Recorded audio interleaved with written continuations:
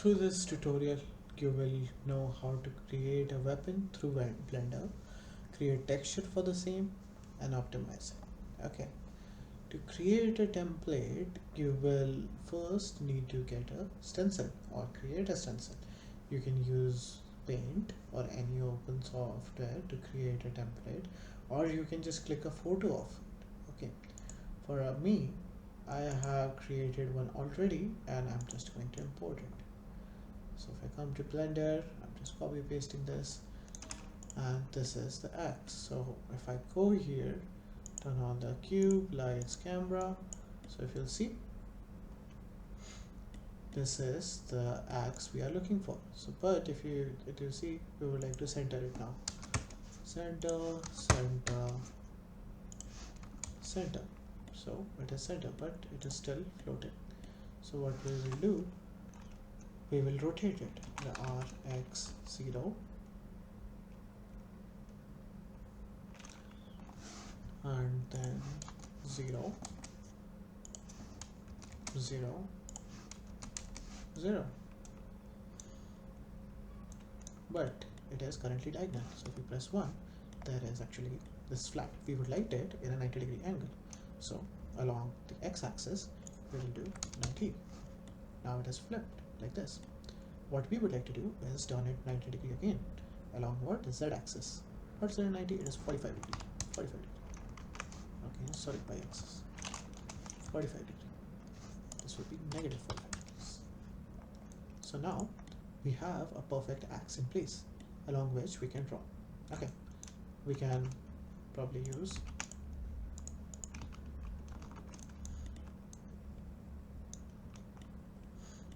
we will be using shift and middle click to drag around and move around in this Cartesian plane, just middle click to drag around. Okay, now let's unhide our box. Box is too big, we will transform this. Okay, we will scale this to be as small as possible and then move it in the z directions.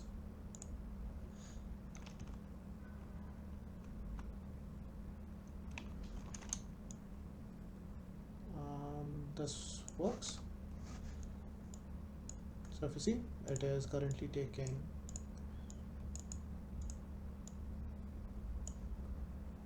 the maximum height. Okay, now what we would like to do is install a plugin called Auto Mirror, I think.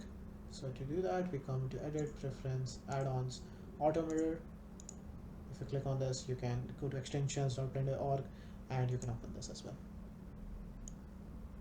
I have provided the link to the extension in the document, so you don't have to worry about it. You can directly just copy paste it from there.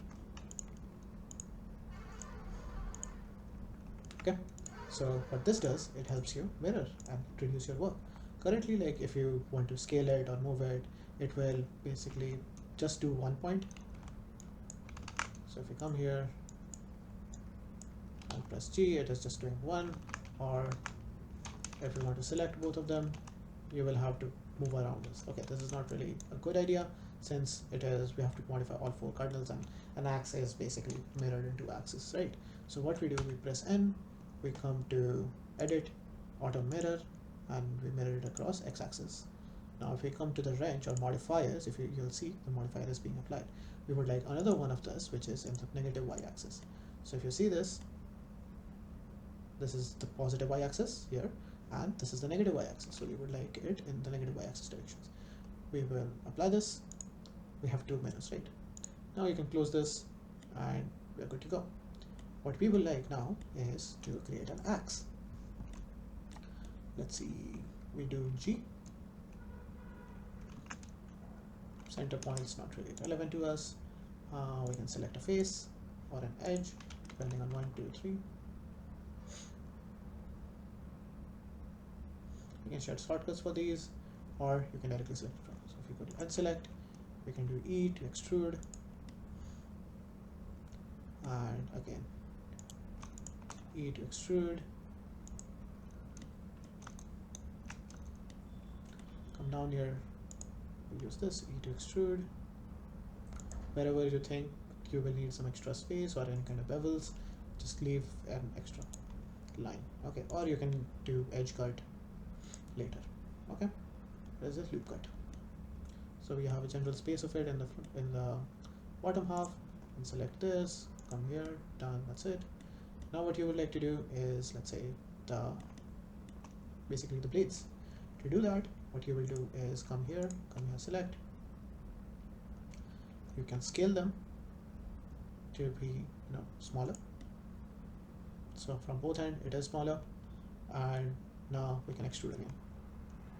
Extrude, and go to the front view, see how it looks. Decent enough for now. Extrude does not work. We need to scale this up. Scaling it up. Extrude. Nice. And we will again scale it up. Sorry. Scale it up.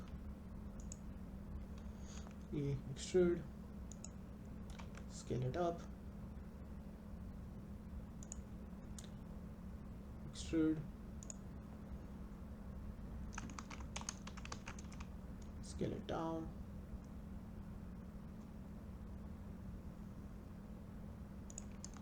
Extrude. Scale it down.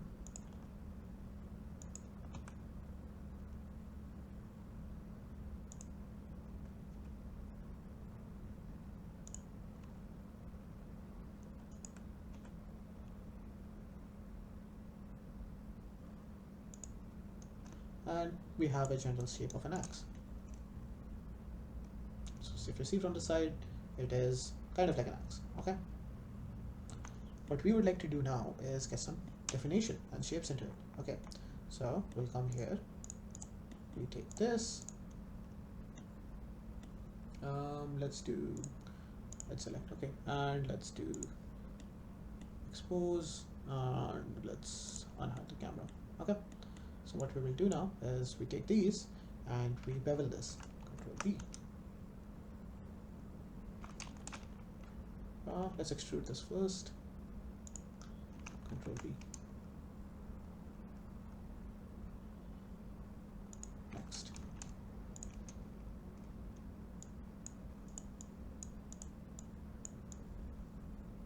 Okay, we come here, we extrude this. We Control B to bevel this.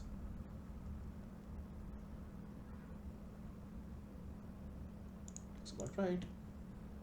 We take this.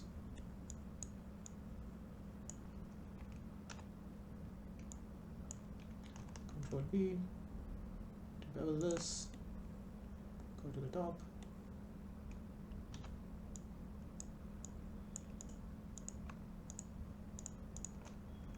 Control B to bevel this. Can have a really pointy top. Okay. And I think that's decent enough. Okay, so now what we need to do is do some optimizations.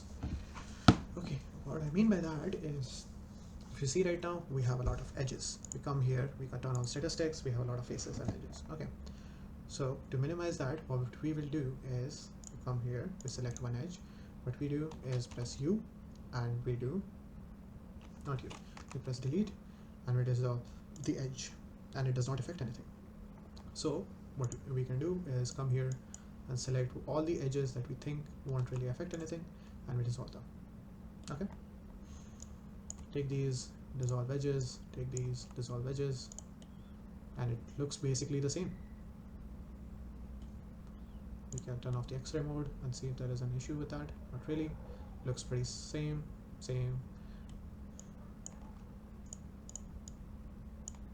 Delete, dissolve edges.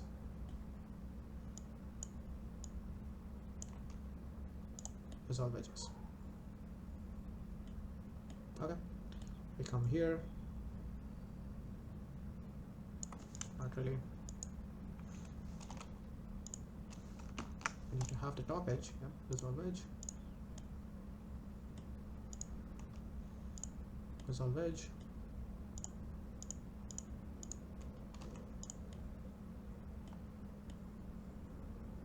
Minimized approach. Okay. Now let's apply both the mirrors. Okay. And edit mode we can't apply. Object mode. Come here, apply. Come here, apply. Tab to enter edit mode. and see if there is anything issues. Okay, looks decent enough. The axe is fine. I will do some modifications to this, but that's about it. You have a general shape of an axe with an optimized, face map. Okay, number of vertices, number of this, B, have a general shape of a axe with optimized bases. There are other ways of handling it, which is basically add modifiers, deform, and then we have distort, I think, generate, remesh and decimate. Decimate, it is like, you can see how it would look like. Okay, we can go to object mode, select this. You can see the optimization going on. You can check out if it is to your standards or not. Unsubdivide and just basically decimating everything. There's another modifier called remesh.